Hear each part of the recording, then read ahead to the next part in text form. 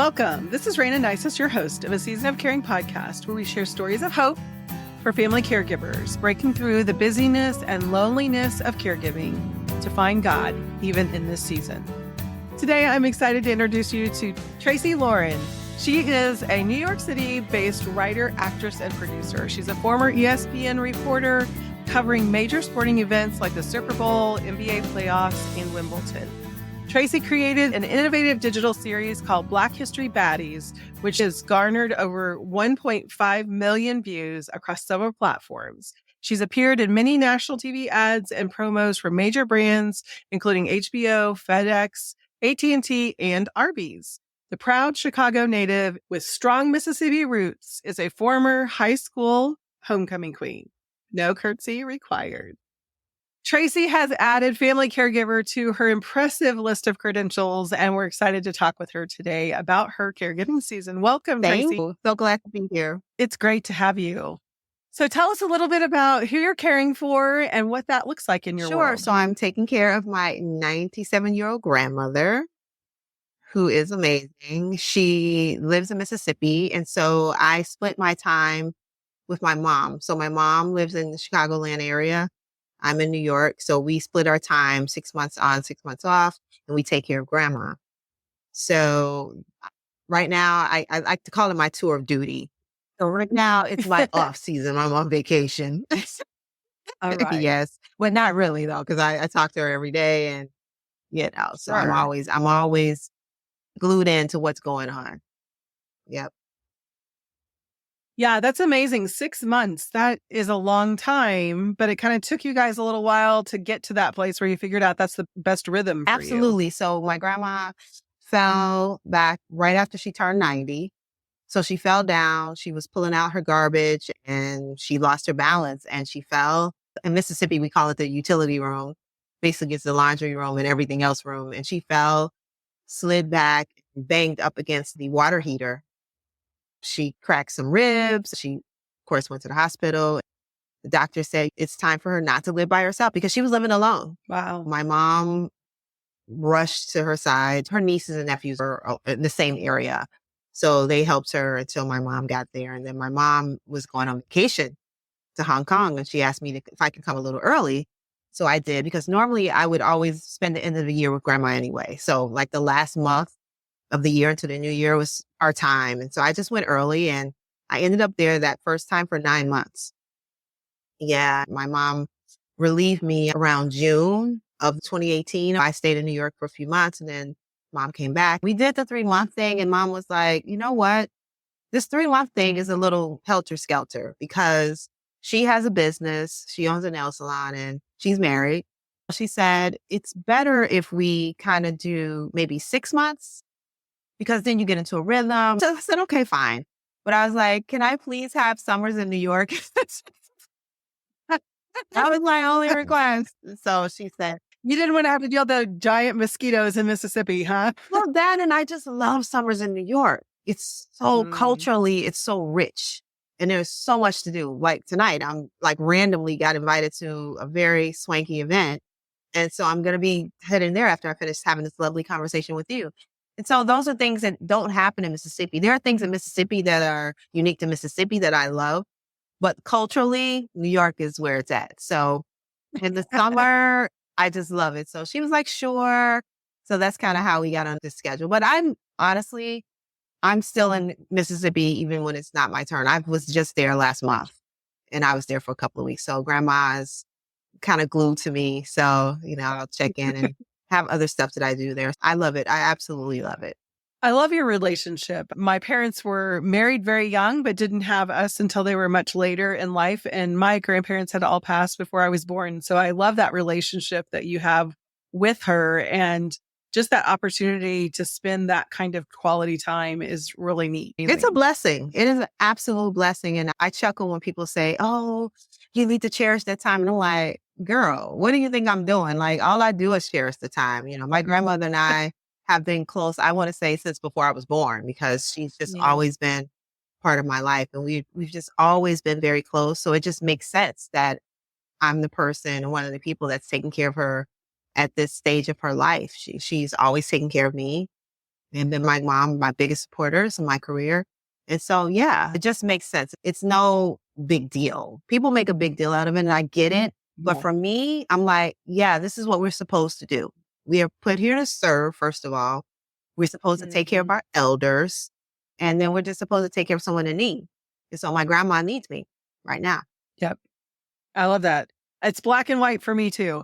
And so many people see all this gray, and it's like, no, this is just what it is. It's season. It's the time to step up and just take care of them. It's right. So I love It that. just is. Yeah. So share a favorite story with us about Grandma and you. Grandma and I have so many stories. She is so funny.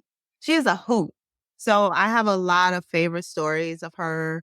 But I want to say the most recent, you mentioned my series, Black History Baddies. And with Grandma, usually I'll record her all the time, kind of like put my tape recorder on and just record stories and stuff like that. Sometimes she gets shy if she knows you're recording her. But for season 3 of Black History Baddies, I was doing something special. And I say, it would be really cool if my grandmother would allow me to interview her and then have a mini documentary at the end of my film. Yeah. And so I said, hey, Grandma, what do you think about me like interviewing you for my series? She said, yeah, really quickly. I said, oh my God, let me hurry up and get the camera, set it up like before this lady changes her mind.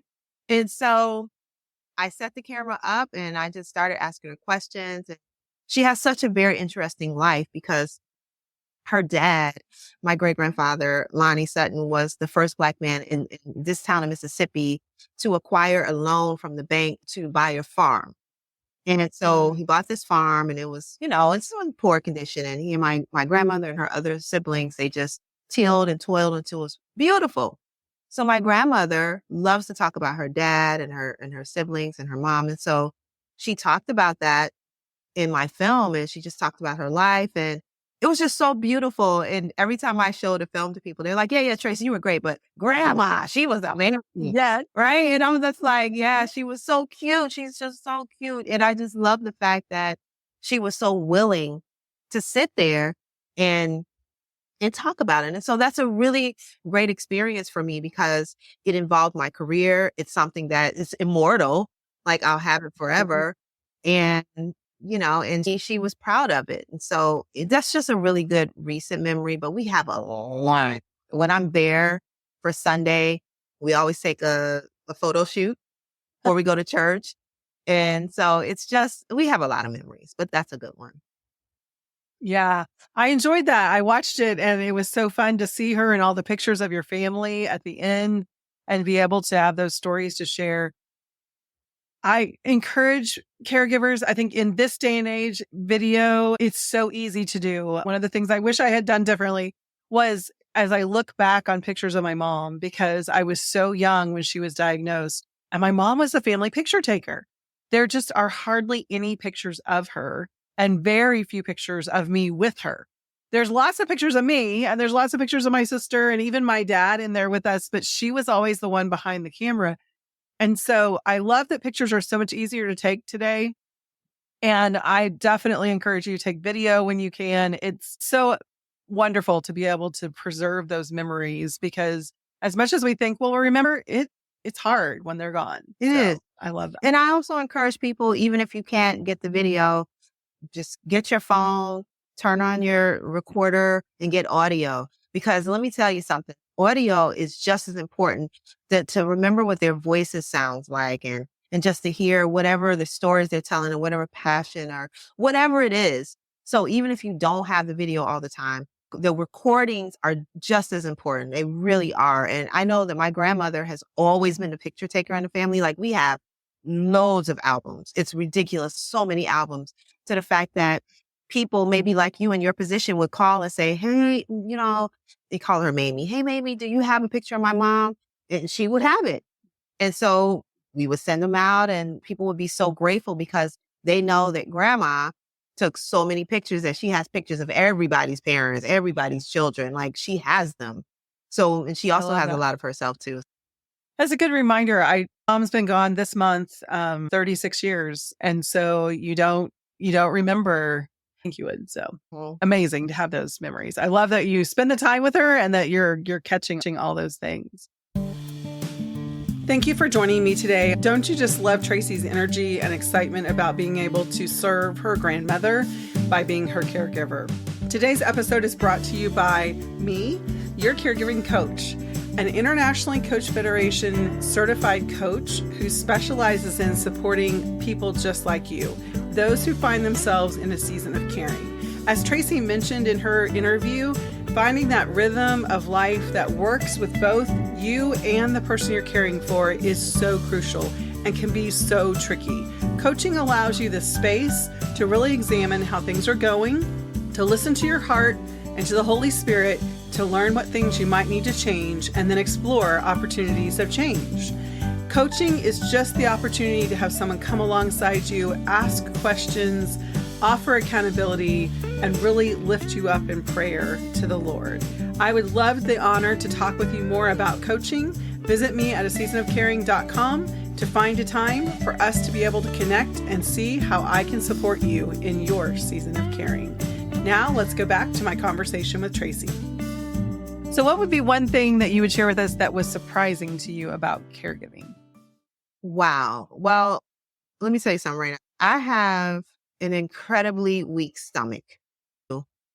I am so queasy about everything. Like today, when I took my friends to the hospital and they had to do some drainage and stuff, and I was like turning away, and she's like, Tracee, are you looking? I want you to take pictures. I'm like, oh my God, don't make me look.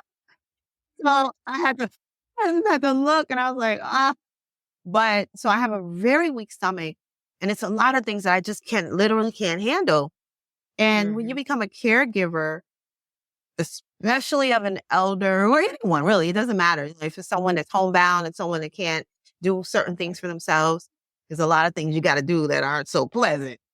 The fact that I have just been able to dive into some of the most unpleasant situations, and my stomach is still weak, but I don't care. I'm like, grandma needs this done. Let me just dive into it and just take care of it. And I think the reason why it's become easier is because I'm thinking about how she feels about the fact that I have to do this for her. And to know that as a proud, and she is famously independent. Like I said, she lived by herself till 90. She's an amazing cook. She's an amazing dresser, like just a fashionista, cares about her appearance. So to know that sometimes people may have to do stuff that may be a little embarrassing. So for me, I just kind of dispel my own queasy stomach to make her feel comfortable. Like, oh no, it's totally fine, grandma. Like, don't worry about it. Like, this is nothing. You know what I'm saying? So that really has surprised me. And I'm like, oh, I can't believe I just did that, you know? Like, Yes, I do. yeah. Yeah. So her pastor was like, you would make such a great nurse. I don't want to be a nurse. I'm grandma's person and I can do it for grandma. And of course, if I had to do it for someone, yeah, you'll do it. But I don't want to go out and get a job being a nurse. No. Like, I applaud them. Me neither. I applaud them. They are amazing human beings. My grandmother has some of the most incredible nurses. And so I applaud them. No, I cannot do this as a career. Yeah, I have to agree. I was so young when my mom was sick that bathing her and taking her to the bathroom, all of those personal things, I just stepped into it. I mean, I was very young and it really didn't feel awkward and think about it.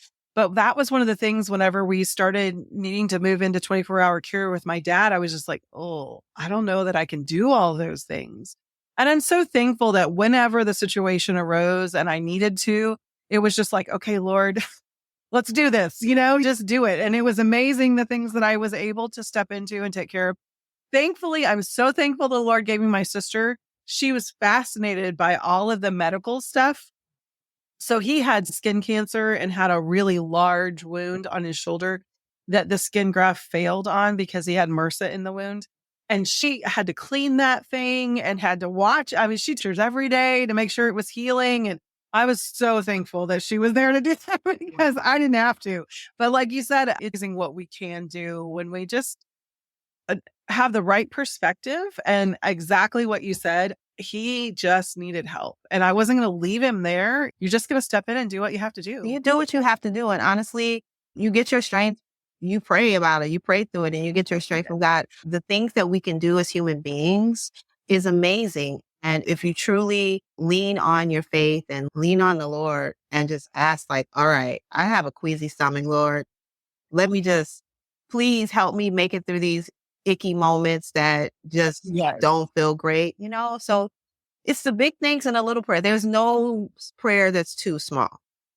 No. Absolutely not. So He definitely reminds us that he's there at every moment in these kind of situations. I think it doesn't take the big things to call out and for him to be faithful and be there. no, So, absolutely not. so share with us one way that God really showed up for you as you've been caregiving here the last 7 years.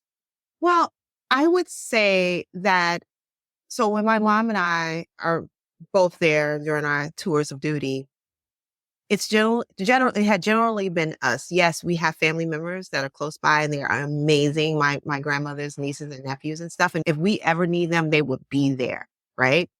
But they have lives too. So you can't have someone there 24/7. It was really difficult for the first 3 years because when my mom was there, she didn't have any long-term extra help. And when I was there, I didn't. And so we would try to find people, and you know how difficult it is to get help. Yeah. Please send us a person that is compassionate, a person that loves grandma, a person that is honest, not going to be stealing stuff from the house, a person that's going to treat grandma with grace. And we just so many prayers, a person that can deal with us basically being managers of the house. So we had issues. We weren't able to get those people. We would have someone and it wouldn't work out and have somebody else. And ultimately it wouldn't work out. And it was just kind of a Debbie Downer. And so you're spending all day. I love grandma, obviously, but as a caregiver, you need to have your space. And I have a career. Yes. And so you need to be able to do things and take care of that stuff. We just prayed, Mom and I were just like, we just have the faith that one day God is going to send us the right person or the right people. And also, caregiving, it's a journey. It's a learning lesson. You don't have a book. There ain't no book on it. God, people have written books, but like, you know what I mean? Yeah. You're a caregiver instantly. There's no, like if you're pregnant, generally you get 8 to 9 months to baby. What to expect when you're expecting, Exactly. right? You get 8 to 9 months to plan it. If you have a little early baby, you know what I mean? And so there's no caregiving like, well, in 9 months, you're going to be a caregiver. No, that bad boy is almost instantly in most cases. And so you just have to dive right in. And so we didn't have any help. Finally, last year, after the last person left, and she had been there for a little bit, but it didn't work out ultimately. And she did some good things. I don't want to throw her completely under the bus, but it just didn't work out. Right. And so I'm going to say, I guess it came from God because I was praying like, all right, we need a way. And so it came to me to put up like a little ad at all the churches in the community that, maybe had a large Black population or just people that may know grandma because she's 97 or at the time 96. People know her and they knew her family. So I'm like, why didn't I think of this before? So I sent this ad out to all the churches. And let me tell you, the calls that I was getting, people would come on. Oh my gosh. So from that, we got 2 amazing people. One who actually bathed grandma when she fell. She was her bather on Mondays. But I had asked her before if she wanted a job, but she was still working full time. So in the interim, she had retired. And she attends the church with my grandma's first cousin, my grandma's only living first cousin. And my grandma's first cousin was like, hey, Earlene is looking for a person. So she called me. I'm like, oh my gosh, so I love that because grandma loved her. So they came for interviews or whatever. And it was like, voila.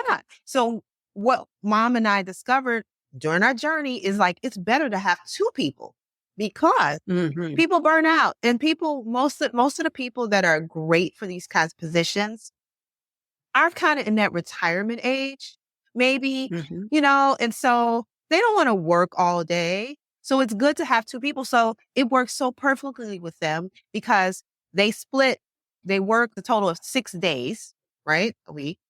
And they split it. So they'll work 5 days on, 5 days off. So it works where they'll start from Thursday, Friday, and then Monday, Tuesday, Wednesday. And so every week someone has that schedule. And then we have another person that comes on Saturdays, and she's actually the first cousin of one of the other ladies. And they are all amazing, loving. They each have their strengths and what they're good with grandma for. One person has grandma cracking up all the time and has her doing therapy. Another person is cleaning the house. She's like, what needs to be done? What needs to be done? Always bringing her little gifts. This just loving on her, all of them. And my mom and I, we just like pinching ourselves like, oh my God, did this really happen? Like, we have the perfect team. The household is running smoothly. Everyone's getting along. If you have to give them, some feedback, they're okay with it. It's not all like, what are these people talking about? People don't want you to say anything to them, thinking that only grandma can tell them stuff. Grandma's 90-something years old. She is an advocate. We are her advocates. If there's something that's going on, we're going to let you know about it. With grace and kindness, we're nice people. We're not bossing people around like being nasty. But some of these folks didn't even want you to say anything to them. One, if you say, hey, grandma, she likes her oatmeal like this, like that. Well, she never told me. I'm telling you. I'm her mouthpiece. And so God showed up because it took patience. It took time, 3 years. Yeah. But the rewards have been great because we have 3 amazing women of God, okay, who are just, we don't have to worry about people stealing. We don't have to worry about people lying. We don't have to worry about the jobs not getting done. We are completely comfortable with our crew. We can leave the house, be gone 7 hours, and not have to be like, oh my God, if we come back, is grandma going to be like beat up, abused? Anything. Yeah. None of that stuff. So that is the biggest thing. My mom and I just feel so blessed because of that. So that's the biggest way that he's shown it. I have to amen that. We went through so many different companies and so many different people, and we were in a little different spot in that my dad couldn't really tell us what was happening. And so it was really hard to trust. Boy, we had an amazing group the last 2.5 years. I could take vacation and feel comfortable about not being right there or my sister being right there. It's just a whole different ballgame. And I'll tell you, we prayed them in. We prayed them in. And I'm so thankful. And so caregivers, if you're not praying for that person, pray for them. Tell God what you need. Ask him to send those people and be on the lookout for his answer. Because there's so many to-dos when you're caregiving. Sometimes we forget to include him in those things. And so I love that. It's so important. He is faithful to answer. We got to ask. Once they come, then pray for them to stay well. Yes. Yes. I mean, you want them to stay well because you want them to be well. We joke around about it, but you want them to be well and you want everything to go well with their families because they have lives too. So we pray for them because we want them to thrive and be successful and be healthy and all that stuff just because of who they are. And so then to double that, we also want them to be healthy because we don't want you to go anywhere. Yeah. So we love them so much. We really do. They're just such amazing women. They really are. I can't even say enough about them. When I hear grandma and they're cracking up laughing, it just I'm just like, what's so funny, and I just love it. So that's been a major, major thing. Yeah. And I love that you found it and that you were open to having it because, again, I think a lot of caregivers think, oh, I can handle it. I don't need help. And I know even when my aunt was living there before everything changed and he needed 24-hour care, we had a caregiver that drove my dad to his activities. He was really active. He loved to play volleyball and go to the gym. And so my aunt, we didn't want to ask her to have to do his schedule. So we hired someone that would take him with her. And she really had trouble sharing her space. She really had trouble just letting the caregiver be with him and just do her own thing. And as I coach people, that's something I find too, that sometimes when you live in the home, you feel like you need to entertain the caregiver. And it's like, no. You need to start off with really specific expectations and you need to let go and let them do their job and let them really be. able to carry part of that load for you so that you aren't doing it all the time. You So, have to trust in it. And it is scary. Listen, especially when COVID hit, I am insane with the being careful with grandma. Like, seriously, we still encourage and have them wear masks and stuff when they're like in her face and like so close up and stuff like that. We're like, listen, because her doctor said it. Her doctor said, listen, when you're elder, you can't have folks breathing in their face, just all that. So we're just like, we ask people to wear masks when they're that close and they're fine with it. But it's scary. And so I do know people who are afraid to kind of relinquish some of that. And I get it. I do understand. But I encourage them, and I encourage your listeners, if there are people like, to, first of all, you got to pray about it. You got to trust. yes. It's just like when a parent doesn't want to leave their baby with the daycare. That's scary. Yeah. But you need a break. And if you don't get help, and even if you don't, I don't care if it's just for an hour, 2 hours, you got to find a way, even if you have to ease your way into it. Hey, okay, I'm going to get a person to help 2 hours a day, 2 little hours. All right. And then the more you get comfortable, all right, 3 hours. And the more you get comfortable with that person, it makes such a big difference in your life. And it helps you. If you're not whole and taking care of yourself, you're not going to be able to be a caregiver. How many times, Raina, have we heard the stories of the caregiver dying first? Yeah. The statistics are out there. I don't know what the statistics are. Crazy. But the statistics are hot. You're taking care of the person and all of a sudden you're sick and you're gone. Huh. No, we can't do that. And the reason is a large part of that is because of stress, not going to your doctor appointments, not paying attention to your body, making sure what's going on with you. And before you know it, some illness has snuck up on you. So it's very important for the listeners to find a way to get some help and start off small, hours a day. And then with that hour, you can just run with the wind, do whatever you got to do. Exercise, just whatever. If you're whatever state you're in, walk in the park. If you're by the beach, walk by the beach, whatever. Go take yourself out to lunch. You have to do something for yourself when you're a caregiver because it is highly stressful. You don't want to burn out. And what you don't want to do is be resentful. For sure. That resentment is heavy. And if you don't take care of yourself, you will have resentment, even though you don't want it because you love your person. And you can't even imagine resenting them. You don't resent them. You resent the situation. That's what you resent if you don't take care of yourself. I don't have any resentment. I don't have any regret. I am happy as a lark. It is challenging. I'm not going to lie to you. It's challenging to pick up and leave. It's challenging for my mom to pick up and leave, her husband to leave her business. But we do it out of love. But it's not resentful. It's done out of love. It's a labor of love, and it's done out of respect and care and just being a human being. Well said. I'm amazed at how many resentful, bitter caregivers you run into. And it is about not taking care of yourself. And it seems like it's an easy thing to say. It's harder to do. But at the same time, once you work it into your daily life, which is really what it's all about, is daily taking care of yourself and your needs and realizing you have needs, it isn't as hard as it seems. Absolutely. Yeah. You take care of your needs and you're like, okay, this is what I'm doing. This is my life. My life is yada, yada, yada, yada. And I come here and take care of grandma. And we get up at this time in the morning, 5:36. We do our 5:36 run. I get to lay down for another 2 hours. She does too. The person comes and helps. It's a routine. And if the person doesn't come that day, well, I do what I've always been doing. And that's the thing. Like if someone can't come that day for their shift, then you're like, all right, well, we did this for 3 years. So it's no big deal.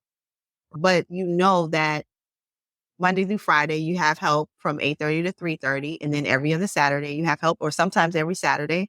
And so you know that these are 7 hours for me that I have to do what I want to do. If I want to sit home, if I still want to help grandma because she still calls my name, that's fine. But I know that I can leave. Or I know I can shut the door and just go watch TV or take a nap or do some of my writing or whatever. I know that that's my time to do whatever I want to do at that time. And then I know come 3:30, it's grandma's time. So from 3:30 to whenever grandma, she's usually like hanging out until like 6:30. So I know from 3:30 to 6:30, we got to hang out, watch TV with her, whatever we do. And then after that, I'm free again. So you know that you get into a rhythm, but you do have some relief. And I think I cannot stress this enough because I know there's so many people who don't want to trust a person in their house. And I'm not telling you that it's going to be perfect. You might have to go through 4, 5, 6 different people like I did, like my mom did. We went through 6 people, I think, before we struck gold, but we struck gold. And so, and you got to recognize early that that person isn't working out. I had a friend who told me, her mom had Alzheimer's. She's since passed away a couple of years ago. One of the ladies was stealing like tuna, some food out of the pantry. I'm like, who are these people? Why are they stealing tuna? What's wrong with you? Yeah. It's hard. It's hard to find them, but you just keep looking. And like you said, early, when you know it's not going to work, just move on. For them too. It's not a good fit for them either. If they can't do what you're asking them to do, that's not a happy place for them to be either. So find somewhere else, find a better fit. Tell us one thing that helps you to live content, love well, and care without regrets. Well, I do start the day off with a prayer. I have a prayer partner. My friend Stacy's my prayer partner, and my mom, and anybody else who wants to pray. I pray, my friends, they're like, hey, let's pray today. And so that's good. You do your devotionals. And I just like to try to live with gratitude and to try, honestly, Raina, my prayer is always to be better tomorrow than I am today and better than the next day than I am tomorrow. And so I try to grow and realize whatever things I need to work on just to be a better person. And I feel like that helps me to be content, live with gratitude. I have goals that I am still striving for. So while I'm caring for my grandmother, I'm still doing my career stuff, and that helps me a lot. Mm-hmm. And just really enjoy life. I do enjoy life, and I enjoy the things that come along with life. I enjoy, even though some of the challenges are painful, but I enjoy the lessons that I get out of them. So I try to see the good stuff, even in the things that are painful, because then you're growing. It's like you're being sharpened and you're being molded. And so that's how I try to do it. Just look at the positive things. You're not always successful, but I try to look at like good things and say, okay, what good came out of this? I had a thing a couple of weeks ago that wasn't so great. My friend and I had a pitch meeting with a major company, and it was awful. Mm-hmm. However, I said, okay, but let's look at there's a positive thing that came out of this. And we figured out what that was. So I just try to figure out what are the positive things, even in the negative things. And that helps me to really live this life with gratitude and just be as positive as I can possibly be. I think that I'm pretty good at getting up and dusting off my knees and saying, all right, this is a new day, a new opportunity. Yeah.